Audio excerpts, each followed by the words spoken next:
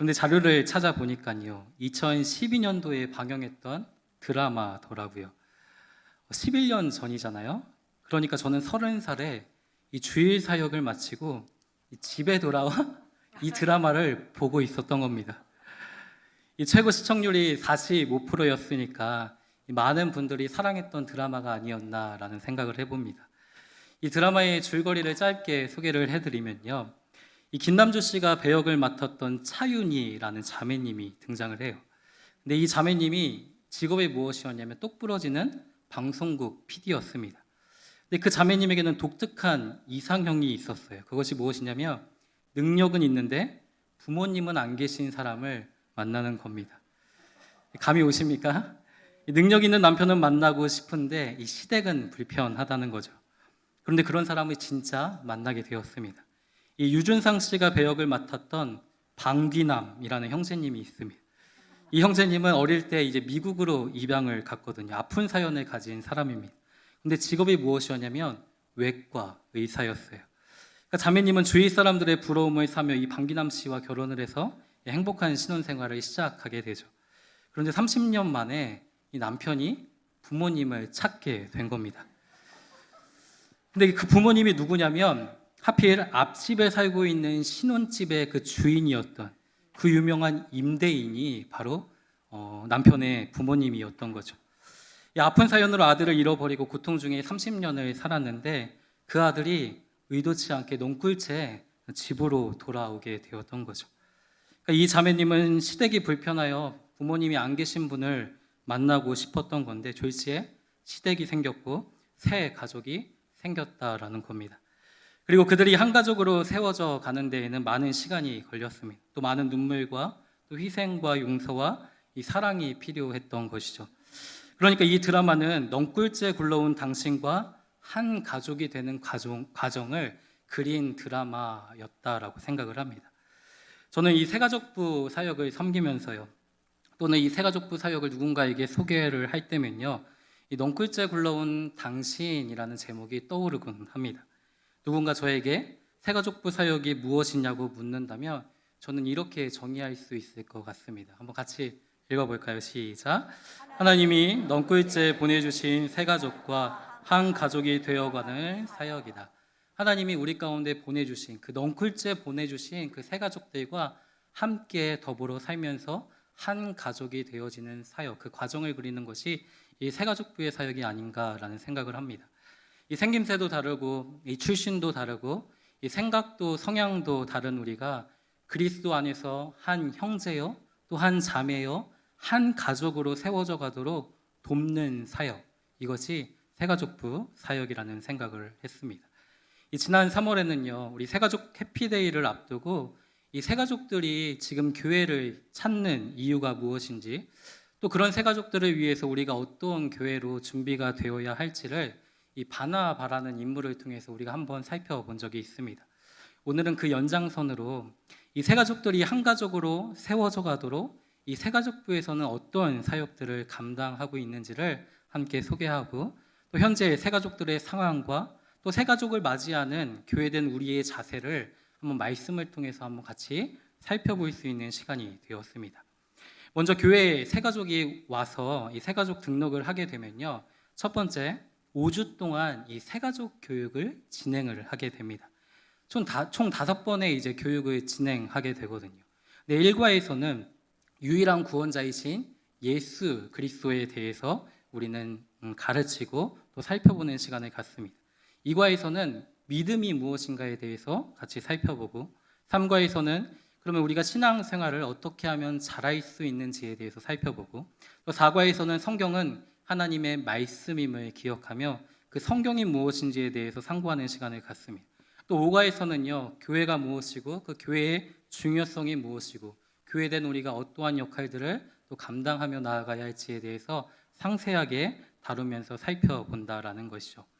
이 평생 교회에 처음 나와서 이 등록을 하게 된 새가족들은요, 이 5주간에 진행되어지는 새가족 교육을 통해서 복음을 듣게 됩니다. 또 기독교의 진리를 배우게 되는 것이죠. 그러면서 믿음과 이 구원의 확신을 갖기도 하고 그 믿음과 구원을 점검하는 시간으로 가지고 간다라는 것이죠. 최근에 등록한 한 성도님이 계십니다. 연세가 81세이신데요. 40년간 불교를 믿으신 분입니다. 용인에 살고 있는 딸이 교회에 나가라고 그렇게 하도 귀가 따갑도록 전도를 하니까 교회에 나오신 거죠. 지난 6월 말에 성남자유교회에 처음 나오셔서 예배를 드리고 바로 등록을 하셨습니다.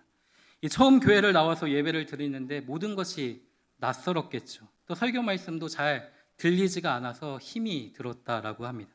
그런데 그 주간을 지나면서 내가 기도를 할 줄은 모르지만 하나님이 살아있다라고 말씀했으니 내가 그 하나님께 기도를 한번 해보자라고 이렇게 이야기를 한 겁니다. 교회에 나가고 싶은 마음이 생기도록 그 주간에 하나님께 기도를 했다라고 합니다. 딸이 보내준 그 찬양도 틀어놓고 한 주간 나름대로 그 어머니께서 몸부림을 치셨던 거죠. 그리고 주일이 되어 또 교회를 나오셨습니다. 그날 설교 말씀이 잠언 1장 말씀이었는데요. 기억하실지 모르겠는데 제목이 시로에서 그래로라는 제목의 말씀이었습니다. 그런데 그날 예배를 드리고 그 성도님께서 새가족 교육을 받기 위해서 새가족 홀로 올라오셨는데 이렇게 말씀을 하시는 거예요. 오늘은 내가 말씀을 명확하게 들었다고 시로가 아니라 그래를 마음에 가지고 간다라고 이런 이야기를 전해 주셨습니다. 그 얘기를 듣는데 참 마음이 기뻤습니다. 그 성도님을 비롯하여 현재 여러 새가족들이 함께 새가족 교육을 받고 있는데 사실 그 시간은요 단순히 등록교인이 되기 위한 형식적인 과정이 아니라는 사실이죠. 어떤 분에게는요 그 새가족 교육을 통해서 믿음과 구원의 확신이 새겨지는 시간이 되기도 하고요. 또 어떤 분에게는요 하나님의 첫사랑을 회복하는 시간이 되기도 합니다. 또 기독교의 진리를 마음에 새기고 체계적으로 다시 그 신앙을 세워가는 시간으로 갖고 있다라는 것이죠. 그렇게 우리의 성도님들이 해 주셔야 할 한 가지의 중요한 일이 있습니다. 그것은 무엇이냐면 이 새가족도 교육을 통하여 복음과 진리가 이 새가족들에게 명확하게 선포될 수 있도록 기도해 주셨으면 좋겠습니다. 어떻게 보면요 교회를 처음 나와서 처음 예배에 참석하고 처음 새가족 교육을 받는데 그 교육이 그의 삶의 마지막이 될 수도 있거든요. 사실 그 말씀이 마음 가운데 새겨지지 않고 그 마음 가운데 온전히 그 삶을 붙들어내지 못하면 그분은 다시는 교회에 발걸음하지 않을 가능성이 크다라는 거예요. 그래서 이 새가족 교육을 통해서 특별히 복음이 또 하나님의 기독교의 그 진리들이 명확하게 선포될 수 있도록 기도해 주시고 특별히 그 교육을 받고 있는 새가족들이 믿음과 구원의 확신을 갖고 하나님의 첫사랑을 회복하는 시간들이 될 수 있도록 함께 기도해 주시기 바랍니다. 이 두 번째는요 새가족들이 등록을 하면요 이 새가족들의 정착을 위해서 이 새가족 부원들이 바나바로 섬기게 됩니다. 이 바나바 분들은 새가족들과 밀접하게 관계를 하면서요 이 새가족들의 예배와 교육을 돕게 되는 것이죠. 교회와 이 성도님들을 그 새가족들에게 소개를 하기도 하고 특별히 이 새가족들의 상황들을 면밀하게 살피면서 함께 주중에 식사도 하고 교제도 하며 그분들의 정착을 위해 또 한 가족됨을 위해 온 힘을 기울이고 있다라는 사실입니다. 그런데 새가족 바나바 사역은요 새가족부만의 사역이 아니라는 생각이 요즘 많이 듭니다. 물론 새가족들이 오면 그 새가족들을 집중적으로 케어하는 것이 이 새가족부의 사명이고 역할이기는 하지만 온 성도님들이 내가 바나바라는 그 사명 의식을 가지고 우리 새가족들을 맞이하는 자세와 마음의 가짐을 가질 때 이 교회에 처음 발걸음하게 된 많은 또 새가족들이 이 교회를 통해서 그 따스함과 주님의 귀한 사랑들을 느끼게 될 줄 믿습니다. 그래서 우리 새가족부에서도 우리 계신 우리 성도님들이나 선장님들 또는 남녀 여전도회를 통해서 그 새가족분들을 많이 매칭해드리고 같이 관계를 할 수 있도록 그 역할들을 좀 늘려보려고 합니다. 그 일들에 같이 믿음으로 동참해 주시기를 바랍니다. 우리 세 번째는요 새가족들이 5주간 교육을 진행하는 동안에 이 남전도회와 여전도회의 만남을 주선하기도 하고요. 또 새가족들의 요청에 따라 디퍼런스 검사와 또 상담을 실시하여서 이 새가족들이 교회에서 건강한 관계를 맺어갈 수 있도록 또 주신 은사가 무엇인지를 발견하여 하나님이 부르신 곳에 들어가 봉사하며 교회를 섬길 수 있도록 돕는 사역을 감당하고 있습니다. 네 번째는 무엇이냐면 이 새가족 교육을 수료한 새가족들은요, 이 다락방으로 편성하게 되거든요. 그런데 7월이나 8월 또 1월이나 2월 달 같은 경우에는 이 다락방이 무엇에 들어가냐면 방학에 들어가게 됩니다. 근데 다락방은 그 새가족들이 편성이 됐는데 그 방학으로 인해서 다락방에 들어가지 못한 새가족들이 있잖아요. 그런 새가족들을 위해서 한가족 사랑의 만남이라는 행사를 진행하고 있습니다. 이러한 만남을 통해서 새가족들이 이 순장님들을 미리 만나서 함께 교제하고 수원들과 교제할 수 있는 시간으로 갖고 있다라는 것이죠. 다섯 번째는 무엇이냐면요, 1년에 2번 그 유명한 우리 새가족 해피데이를 진행을 하고 있습니다. 3년간 이제 코로나로 인해서 멈추어져서 또 못했던 사역이기는 한데 지난 봄학기 때 이 새가족 해피데이를 교회에서 진행을 할 수 있었습니다. 이 교회에 등록한 새가족들은 누구나 참여하실 수 있습니다. 내가 해피데이에 참석하지 않고 다락방에서 지금 예배를 드리고 또 교제하는 성도님들이 있다 할지라도요, 해피데이는 누구에게나 열려 있는 그 사역입니다. 그래서 이 새가족 해피데이를 통해서 이 새가족들이 주 안에서 우리가 한 가족임을 깨닫고 교회에 대한 행복한 추억을 만들 수 있도록 노력을 하고 있다라는 것이죠. 또 여섯 번째는 무엇이냐면 매주일 각부 예배당 그 새가족 부원들이 안내를 서면서요, 이 새가족들을 반갑게 환영하기도 하고요, 새가족들에게 교회와 또 복음을 소개하는 시간을 갖고 있습니다. 그동안 코로나로 인해서 교회를 찾는 새가족들이 현저히 줄었었습니다. 등록을 하더라도 이 예배와 이 교제가 제한되어 있었기 때문에 정착하기는 쉽지 않았다라는 것이죠. 그런데 작년 하반기부터요, 조금씩 이 새가족 사역이 활성화되기 시작하고 재개발 등으로 인해서 이 교회를 찾는 새가족들이 조금씩 늘고 있는 상황입니다. 2023년도에 등록한 새가족들을 파악해 보니까요, 현재 21명이 등록을 했는데요. 오늘 3부에 새로운 새가족 2분이 또 등록을 하셔서 총 23명이 성남제일교회에 등록을 하셨습니다. 이 중에 새가족 교육을 수료하신 분들은 12명이고요. 또 새가족 교육을 진행 중에 계신 성도님들은 7분이 계십니다. 또 새가족 교육을 다 마치시고 다락방에 편성이 되어서 그 모임을 시작하신 분들은 6분이더라고요. 그리고 이 중에는 성장반 훈련을 마치고 또 봉사를 시작하신 분들도 있습니다.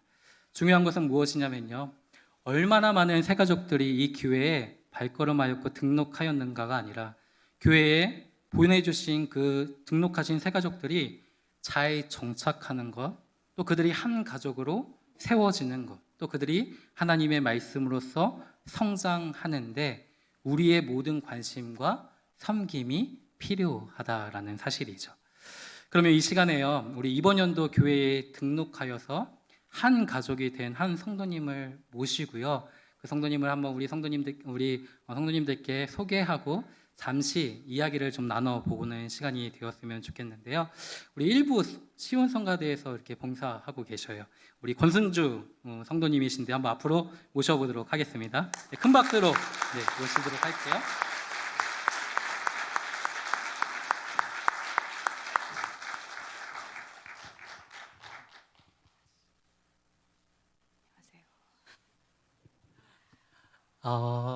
사실 많이 떨리실 거예요. 왜냐하면 어제 오전에 통화를 했거든요.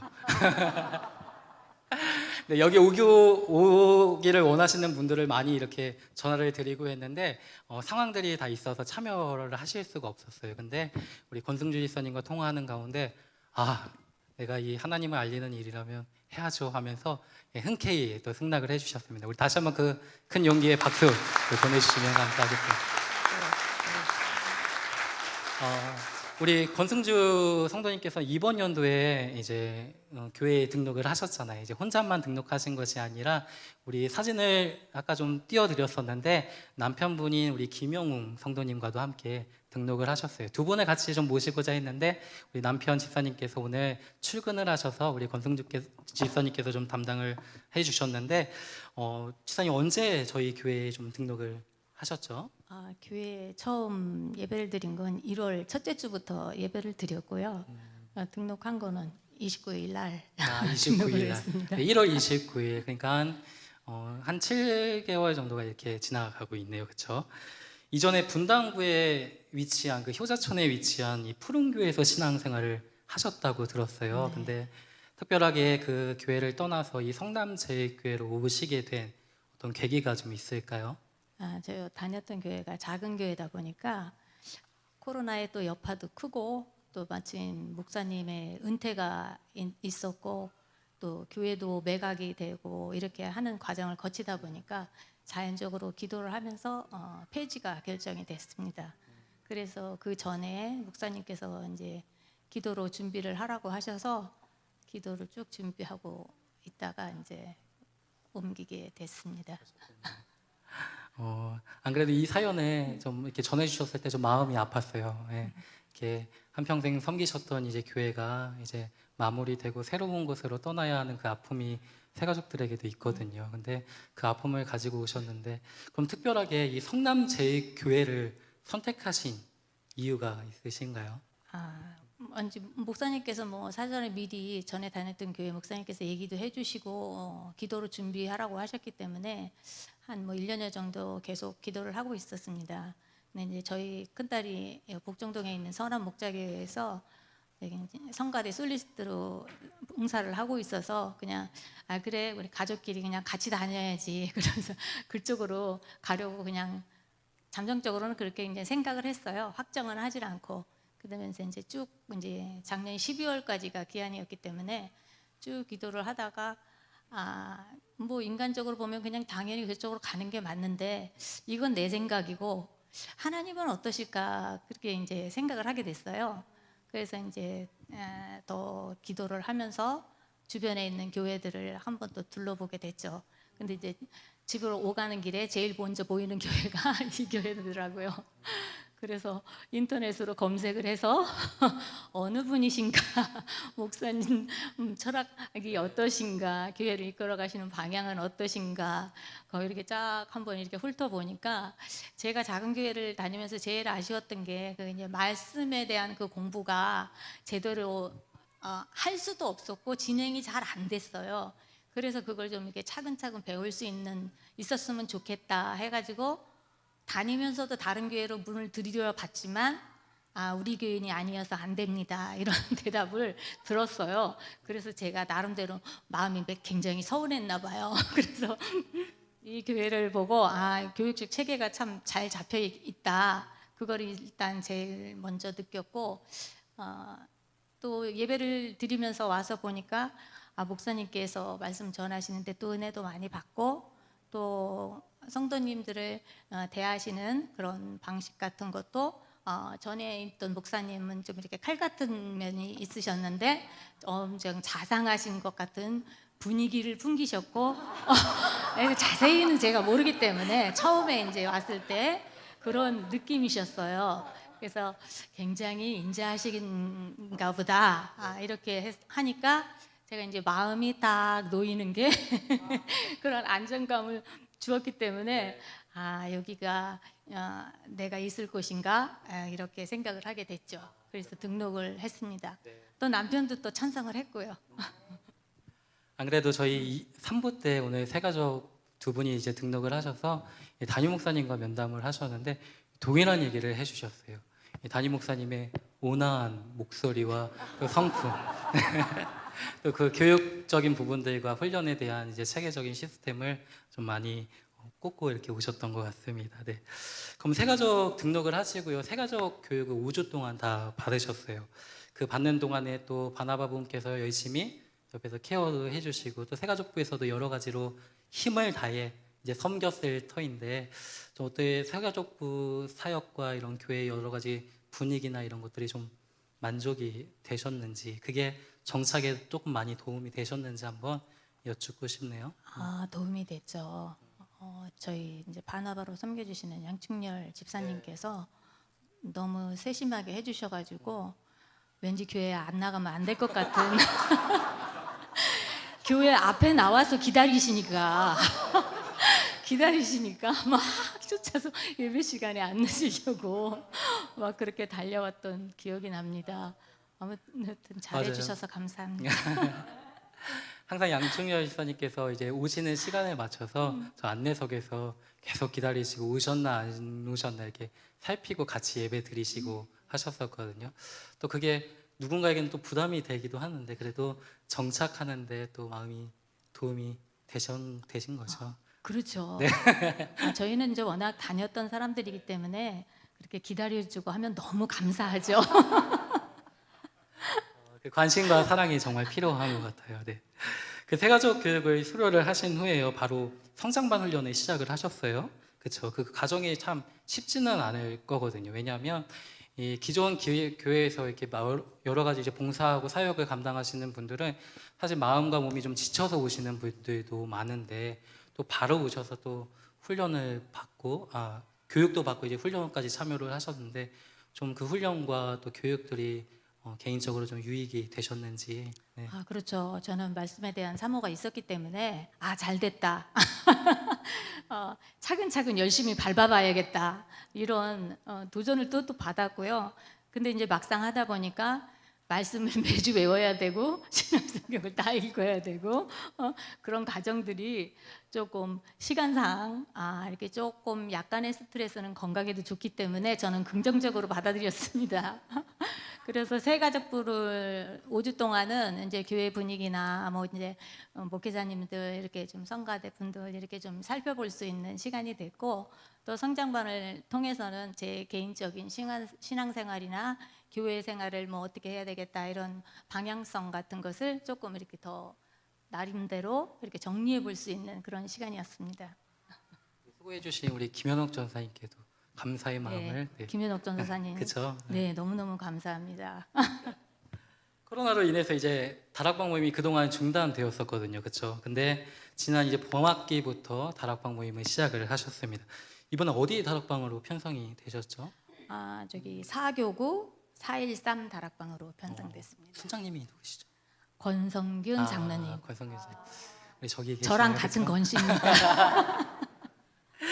우리 다락방 모임을 재개하면서 저희가 특별한 순서를 가졌었어요. 이제 다락방 위크라는 이제 한 주간의 행사를 가졌었는데 우리 413 다락방은 좀 특별한 모임을 좀 가졌던 걸로 알고 있는데요. 좀 네, 에피소드가 있을까요? 네, 저희는 이포보 오토 캠핑장으로 갔었거든요.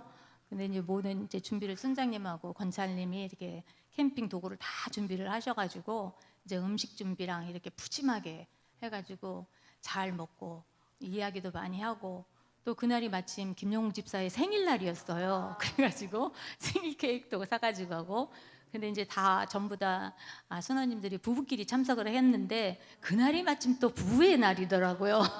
그래서 겸사겸사 아주 축하를 잘 하고 재미있게 지내다 왔습니다.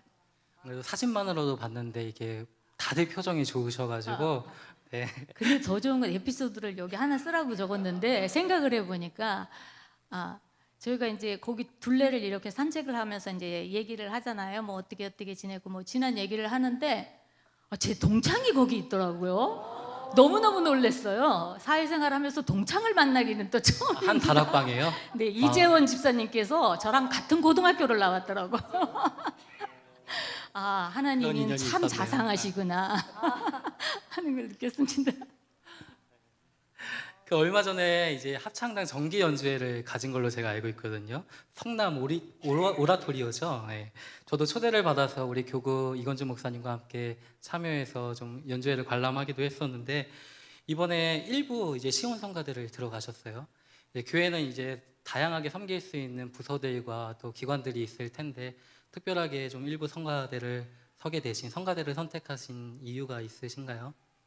먼저 이 자리를 빌어서 온 지 얼마 되지도 않았는데 정기 연주를 한다고 이렇게 목사님이랑 다락방 식구들 또 성가대 지휘자님 대원들까지 이렇게 다 와서 축하를 해주셔서 정말 감사했습니다. 감사드립니다. 그리고 성가대는 이제 저희가 찬양을 워낙 하고 있었기 때문에 당연히 성가대를 하는 거는 당연한 거였기 때문에 이제 어디를 이제 가야 되나. 근데 제가 이제 저희 남편이 직장을 24시간 근무하다 보니까 아침에 들어올 때가 있어요. 밤을 새고 아침을 들어오기 때문에 그래 밥 먹고 조금 쉬다가 그래 우리 3부 예배 하면 되겠다. 그래서 이렇게 산부 예배를 해보니까 너무 많은 거예요. 사람이 성가대원들이 너무 많은 거예요.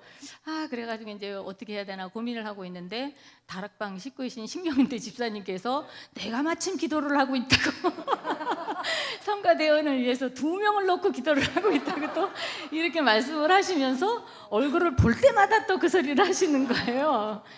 그래, 우리는 여긴가 보다. 그래, 우리가 필요한 곳에 가자. 그래서 일부 성가대를 지원하게 됐습니다. 네,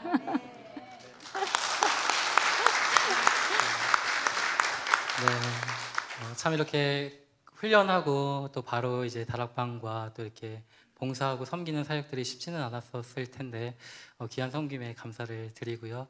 끝으로 한 가지 질문을 드리고 싶어요. 우리 신앙생활을 하면서 특별히 우리 성남제일교회에 바라는 점이 있다면, 우리 담임 목사님께서는 특별히 새가족들이 오시면 뭘 해주었으면 좋겠어요 이렇게 여쭤보시더라고요. 네, 근데 바라는 점이 특별하게 있으면 좀 말씀해 주시면 좋을 것 같아요. 저는 이제 뭐 신앙생활을 오래 했기 때문에 딱히 바란다기보다는 이제는 내가 뭘 해드릴 수 있을까 이거를 생각을 하게 되더라고요. 그래서 내가 가진 재능, 시간을 얼마나 많이 드릴 수 있나, 재능을 얼마나 많이 드릴 수 있나, 이런 것이 조금 더 늘어가기를 바라고 있습니다. 개인적으로는.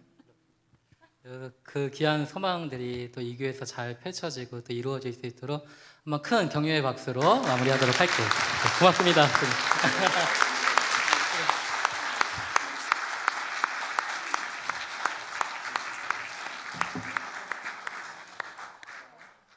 하나님께서 이 귀한 새가족들을 이 넝쿨째 이 성담제일교회로 보내주시고 그분들이 이곳에서 잘 정착하고 성장하며 한 형제요 자매요 동역자로 세워질 수 있다는 것이 얼마나 큰 기쁨이고 감사한 제목인지 모릅니다. 그러면 교회된 우리가요, 이 새가족들의 정착과 성장을 위해서 좀 갖추어야 할 자세가 몇 가지 있다라고 저는 생각을 합니다. 오늘 빌레몬서를 특별히 우리가 같이 한번 살펴보고자 하는데요. 이 빌레몬서는 옥중서신이라고 불리죠. 바울의 옥중서신이라고 불립니다. 우리가 1절과 2절 말씀을 한번 다시 보시면요. 그리스도 예수를 위하여 갇힌 자 된 바울이 사랑하는 동역자 빌레몬과 그의 가족들 그리고 그의 교회에게 보낸 편지라는 것을 알 수가 있죠. 이 당시 바울은요, 복음을 위하여서 복음을 전하다가 옥에 갇혀 있는 상태였습니다. 이 로마 황제의 처분을 기다리면서 이 미결수의 신분으로 지내게 되었는데 이 복음을 전파하는 데에는 비교적 자유를 누릴 수 있었다라고 합니다. 그러던 중에 그곳에서 누구를 만나게 되었냐면요, 이 골로새에서 도망쳐온 오네시모라는 사람을 만나게 되죠. 그리고 이 오네시모는 이 지금 편지를 수신하고 있는 받고 있는 빌레몬이라는 사람의 종이었다라고 성경은 소개를 합니다. 그러면 오네시모는 어떠한 인물이었을까요? 11절 말씀을 한번 보실까요? 11절 말씀을 보시면 그는 빌레몬에게 무익한 종이었다라고 이렇게 소개를 하죠. 사실 이 오네시모라는 이름은 유익한 또는 유용한 자라는 이름의 뜻을 가지고 있어요. 그러나 오네시모는 자기 이름에 걸맞은 삶을 살아가지 못했다라는 것이죠. 그의 주인인 빌레몬에게 유익한 자가 되기는커녕 주인을 괴롭게 하고 무익하고 쓸모없는 자였다라고 성경은 소개를 합니다. 18절 말씀을 보면요, 이 바울은 빌레몬에게 편지를 쓰면서 이런 얘기를 꺼내고 있어요. 이 오네시모가 만일 너에게 불의를 행하였거나 너에게 빚진 것이 있으면 내 앞으로 계산하라, 내가 갚겠다라고 이렇게 이야기를 하죠. 그러니까 오네시모는 그의 주인인 빌레몬을 배신하고 아마도 이 빌레몬의 돈을 훔쳐 멀리 도망친 것으로 보입니다. 그런데 그가 감옥에서 누구를 만나게 됩니까? 사도 바울을 만나게 되었던 것이죠. 그리고 그가 무엇을 듣게 되냐면 복음을 듣게 된 겁니다. 그리고 그 복음으로 인해서 이 오네시모는 어떻게 되었냐면 그리스도를 믿고 새 사람이 되었다라는 것이죠. 오네시모는 분명 무익한 자였습니다. 빌레몬을 괴롭게 하였고 그에게 근심을 끼치는 자였죠. 그러나 그가 복음을 듣게 되었을 때 구원의 은혜가 그에게 임하기 시작했을 때 그의 모든 삶은 완전히 뒤바뀌었다라는 겁니다.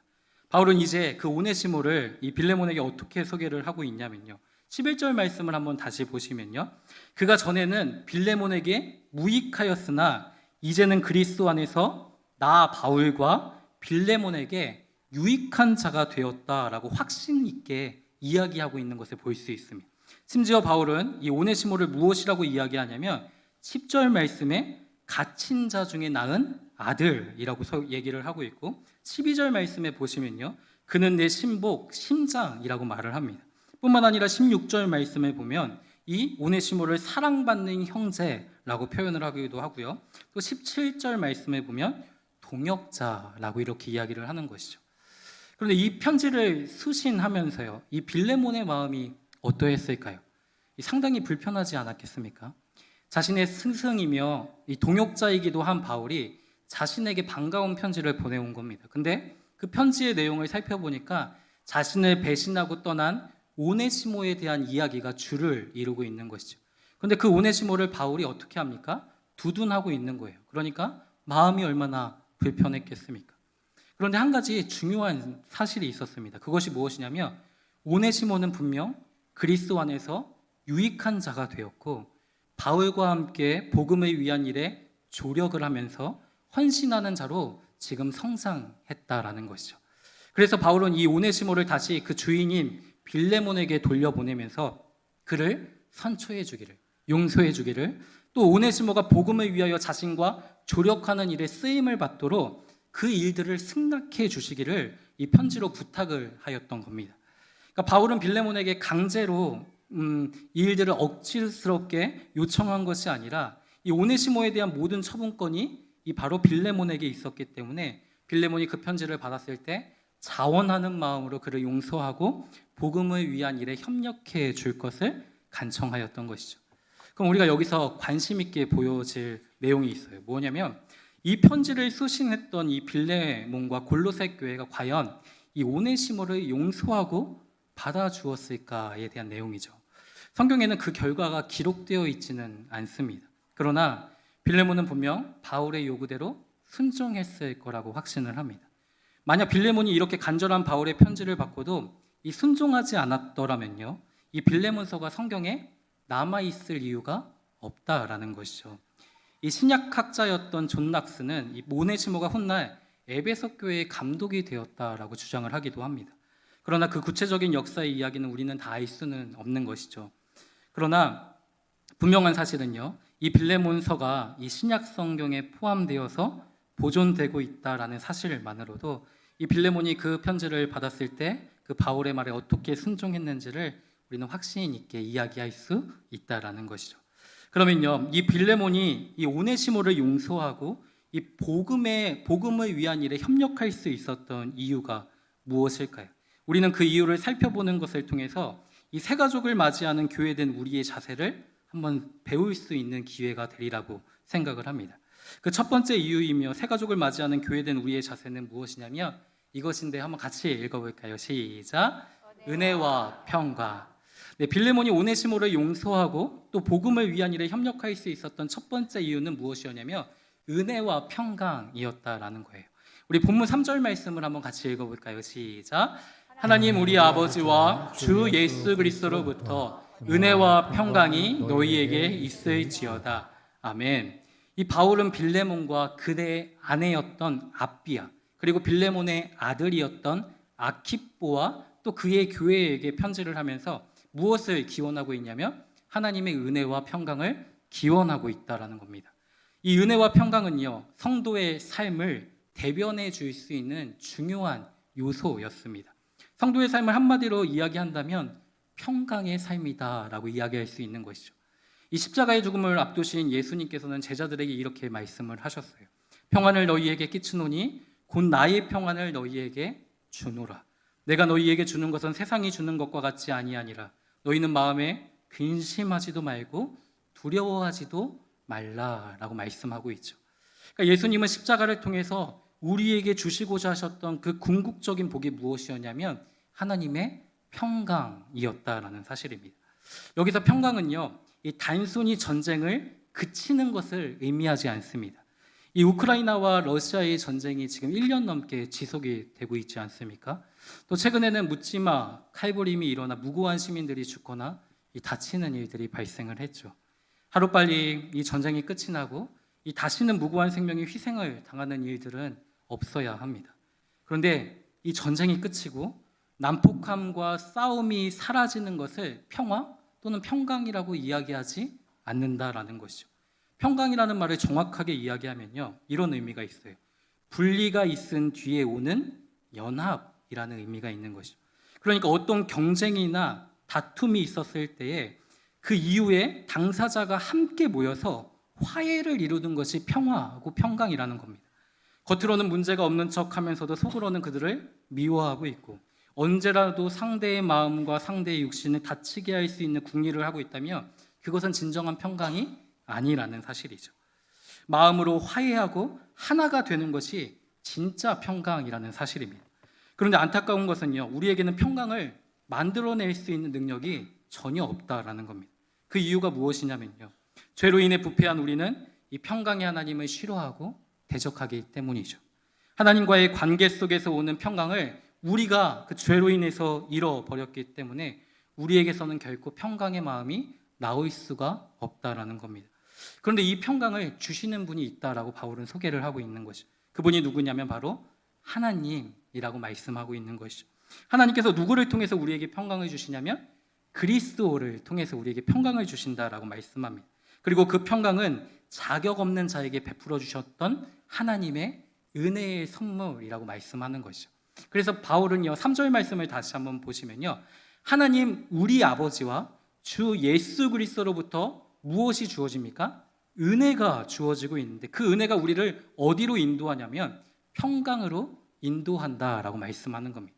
그러니까 하나님과 원수되었던 우리가 은혜로 하나님과 화평을 누리고, 하나님과의 관계 속에서 그 평강과 화평을 누리는 자가 다른 사람과의 평강을 우리가 가능케 할 수 있다라는 것이죠.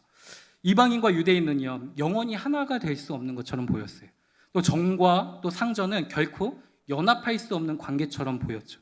그런데 20절 말씀에 주 안에서는 또 그리스도 안에서는 이질적인 것들이, 전혀 하나가 될 수 없는 자들이 하나가 되고 연합되고 평강을 누릴 수 있다라고 말씀을 하는 겁니다.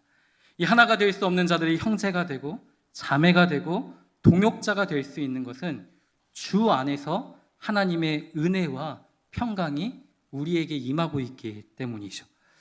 사랑하는 성도 여러분, 바울이 빌레몬에게 편지를 쓰면서요, 이 은혜와 평강을 기원하는 이유가 무엇이겠습니까? 그 하나님이 그리스도 안에서 주시는 은혜와 평강만이 이 빌레몬이요, 오네시모를 용납할 수 있는 능력이 되기 때문입니다. 빌레몬에게 하나님의 은혜가 있고 하나님과의 관계 속에서 오는 그 평강의 마음이 자리하고 있을 때 그 평강의 마음은요, 오네시모를 자발적으로 용서하고 선처하고 그가 복음의 일들에 협력할 수 있도록 모든 것들을 내어줄 수 있는 그 통로의 역할들을 감당할 수 있도록 역사하는 믿음이 있다라는 것이죠. 그리고요, 이 은혜와 평강은 교회가 하나 될 수 있는 힘이 있다라는 겁니다. 성도 여러분, 그렇게 우리는 하나님으로부터 주어지는 이 은혜를, 또 은혜를 통해서 우리에게 주어지는 평강을 잃어버려서는 안 된다라는 것이죠. 우리가 하나님과의 관계가 깨어지고 평강을 잃어버리면요, 우리 교회는요, 이 세 가족들을 맞이할 수 있는 건강한 교회가 될 수가 없습니다. 우리 공동체 안에 평강이 있을 때 형제요, 자매요, 동역자라는 관계가 성립이 될 수 있다라는 것이죠. 그냥 말로만 형제요, 자매요, 우리는 함께 동역하는 관계입니다 라고 이야기하지만 여전히 우리 마음 가운데 그들과 연합하고자 하는 그 참된 마음과 하나님의 은혜에 대한 그 기쁜 마음들을 소유하지 못하면요, 그들을 우리가 한 가족으로 맞이하는 데에는 어느 정도 한계가 있고 벽이 세워질 수밖에 없다라는 것이죠. 그렇게 하나님의 은혜와 평강을 사모할 수 있는 우리가 되기를 소망합니다. 또 서로에게 그 은혜와 평강을 기원해 줄 수 있는 우리가 되었으면 좋겠습니다. 우리 한 가지를 더 좀 살펴보고자 하는데요, 빌레몬이 오네시모를 용서하고 이 복음을 위한 일에 협력할 수 있었던 그 두 번째 이유는 무엇일까요? 이 세 가족을 맞이할 수 있는 교회된 우리의 두 번째 자세는 이것이다 라고 이야기할 수 있는데 한번 같이 읽어볼게요. 시작. 믿음과 사랑. 네, 믿음과 사랑이 세 가족들을 맞이할 수 있는 우리의 자세가 되어야 한다라는 겁니다. 5절 말씀을 한번 같이 읽어볼까요? 시작. 모든 성도에 대한 내 사랑과 믿음이 있음을 들음이니. 아멘. 주 예수와 및 모든 성도에 대한 너의 사랑과 너의 믿음이 있음을 내가 감옥에서 들었다라는 거죠. 이 빌레몬이 어떻게 예수님을 믿게 되었는지 정확히 우리는 알 수는 없습니다. 그런데 19절 하반절 말씀을 한번 보시면요, 이 빌레몬이 바울에게 빚을 졌다라는 표현이 나옵니다. 그러니까 아마도 바울이 소아시아에서 복음을 전파하고 전도하고 있을 때 바울을 통해서 빌레몬은 그 복음을 들었을 것이고 그 복음을 통해서 예수님을 믿게 되었다라는 것이죠. 바울은 그 빌레몬을 만난 지 이미 긴 세월이 지났습니다. 그러나 감옥에서도 이 빌레몬에 대한 소식을 듣게 되었던 것이죠. 그 소식이 무엇이었냐면 5절 말씀에 기록되어 있듯이 예수 그리스도에 대한 믿음과 성도에 대한 사랑이 이 빌레몬에게 있었다라는 사실을 들었다라는 사실입니다. 그래서 바울은 4절에 그를 위해서 하나님께 기도할 때 감사할 수 있었다라고 이렇게 이야기하는 것이죠. 근데 이 빌레몬이라는 이름의 뜻이 무엇이냐면요, 사랑의 사람이라는 뜻을 가지고 있습니다. 그는 사랑을 받는 자였고 또 사랑을 베푸는 자였다라는 것이죠. 1절 말씀을 보면요, 이 바울은 빌레몬을 가리켜서 무엇이라고 소개하냐면 우리의 사랑을 받는 자라고 소개를 하고 있죠. 또 그를 무엇이라고 소개하냐면 동역자라고 소개를 합니다. 그러니까 여기서 동역자라는 표현은요, 이 같은 목표를 달성하기 위해서 함께 손을 잡고요, 같은 길을 가는 사람을 바로 동역자라고 이야기하는 겁니다. 이 골로새에 살고 있는 빌레몬은요, 이 골로새 교회의 교역자는 아니었습니다. 그런데 2절 말씀을 보면 내 집에 있는 교회라는 표현이 나오죠. 근데 이러한 표현을 통해서 이 빌레몬은 아마도 자기의 집을 개방하여 예배를 드릴 수 있는 집회의 장소로 제공을 하였고 모든 복음에 협력하는 자였음을 우리는 알 수 있는 겁니다. 또한 6절 말씀을 한번 보시면요, 내 믿음의 교제라는 표현이 기록이 되어 있죠. 이 말을 풀어 얘기하면요, 이 빌레몬의 믿음과 그 믿음에서 나오는 관대함과 이 사랑의 교제가 성도들로 하여금 하나님이 주신 복을 깊이 이해할 수 있게 만들었다라는 겁니다. 조금 어렵죠. 다시 한번 좀 풀어보면요, 이런 이야기입니다. 빌레몬의 믿음과 그 사랑을요, 많은 성도들이 보았을 거 아닙니까? 그러면서 사람들은 이것이 주 안에 있는 진짜 믿음이구나. 이것이 주 안에 있는 진짜 사랑이구나. 이것이 주 안에 있는 자가 누리게 되는 진짜 복이구나라는 것을 깨닫게 되었다라는 겁니다. 그리고 우리가 그리스도께 나아갈 때 이러한 복을 누릴 수 있게 되는구나, 그들은 충분히 알게 되었다라는 것이죠. 이게 얼마나 놀라운 일입니까? 근데 이뿐만이 아닙니다. 7절 말씀을 한번 보시면요, 그 믿음과 사랑이 성도들로 하여금 무엇을 주었냐면 평안과 기쁨과 위로를 주었다라고 이렇게 이야기를 하죠. 그러니까 빌레몬 안에 있는 그 믿음이요, 자기의 집을 개방하여 집회의 장소로 사용하게 하였고, 빌레몬 안에 있는 그 믿음이요, 관대함과 사랑으로 나타나서 사람들로 하여금 그리스도 안에서 누리는 복이 얼마나 복된 것인지를 깨닫게 하였고, 그 그리스도 안에 있는 그 믿음으로 인하여 많은 사람들이 평안과 기쁨과 위로를 누렸다라는 겁니다. 그러니까 빌레몬이 소유했던 믿음은요, 그리스도 안에서 모든 것을 바라볼 수 있는 믿음이었습니다. 그리스도가 우리의 모든 것 되심을 믿는 믿음이었던 것이죠. 모든 소망을 하나님께 그리스도께 의탁하는 믿음이었다라는 겁니다. 그러니까 자기의 것들을 아까워하지 않고 내 삶의 주인이시고 우리의 삶을 통치하시고 다스리시는 하나님을 믿고 신뢰하는 믿음이 있기 때문에 그는 모든 것들을 사랑의 행위로서 나눠주고 내어줄 수 있었던 것이죠. 근데 이것은 빌레몬의 모습뿐만이 아니었습니다. 바울도 보시면요, 오네시모를 빌레몬에게 보내면서 무엇을 요청하고 있냐면 그가 너에게 불의를 행하였거나 너에게 빚진 것이 있으면 내 앞에 계산해라, 내가 다 갚겠다라고 이렇게 이야기를 하는 것이죠. 사실 감당하지 않아도 되는 짐을 굳이 지려고 하는 이유가 무엇이겠습니까? 그것은 하나님이 그리스도 안에서 우리에게 주셨던 믿음 때문이라는 것이죠. 이 세 가족들을 위해서 기꺼이 자신의 시간들을 드리고 또 물질을 쏟고 부족한 것이 있다면 어떻게든 그 필요를 채우려는 이 세 가족 부원들의 그 섬김과 사랑이 무엇 때문입니까? 바로 주 안에 있는 믿음과 사랑 때문이 아닐까요? 또 우리 공동체 안에 있는 지체들을 위해서 기꺼이 자신을 내려놓고 그 사랑을 흘려보내는 일들이 무엇 때문에 일어나고 있습니까? 바로 우리가 주 안에 있는 믿음과 사랑 때문이라는 사실이죠. 이 빌레몬이 오네시모를 용납하고 복음에 협력할 수 있었던 이유가요, 믿음과 사랑이었다면 그 믿음을 굳건히 소유하고 그 믿음에 근거한 사랑을 실천할 수 있는 우리가 되어야 한다라는 사실입니다. 그 믿음과 사랑으로 충만하여질 때 그 세 가족을 맞이할 수 있는 건강한 교회를 우리는 세워줄 수 있다라는 사실이죠. 결론인데요, 은혜와 평강 또 믿음과 사랑은요, 사실 우리가 귀가 따갑도록 들었던 말입니다. 은혜, 평강, 믿음, 사랑 다 좋은 말 아닙니까? 그런데 그 새가족부가 새가족부로서의 역할을 온전히 감당하기 위해서는요, 또 이 성남제일교회가 교회로서의 역할을 온전히 감당하기 위해서 우리가 반드시 놓치지 말고 전제되어야 할 것은 무엇이냐면 은혜이고 평강이고 믿음이고 사랑이라는 사실입니다. 형제와 자매 또 동역이라는 그 관계가 우리 교회 가운데 부끄러운 단어로 존재해서는 안 된다라는 것이죠. 상대가 이해되지 않을 때가 있죠. 상대가 도저히 우리 공동체 안에 받아들여지지 않을 때가 있습니다. 그런데 우리는 이렇게 해보는 겁니다. 내가 하나님으로부터 무엇을 받았는지, 또 주 안에서 내가 지금 무엇을 누리고 있는지를 생각해 보았으면 좋겠습니다. 사실 이 설교를 작성하면서 이 한 문장을 작성하는 게 제일 어려웠습니다. 왜냐하면 그렇게 실천하지 못하는 저를 끊임없이 보거든요. 믿음을 강조하고 사랑을 강조하고 은혜를 강조하고 평강을 전한다라고 하지만 사실 내가 누리고 있는 그 은혜를, 평강을, 믿음을 우리는 망각하며 살아갈 때가 많습니다.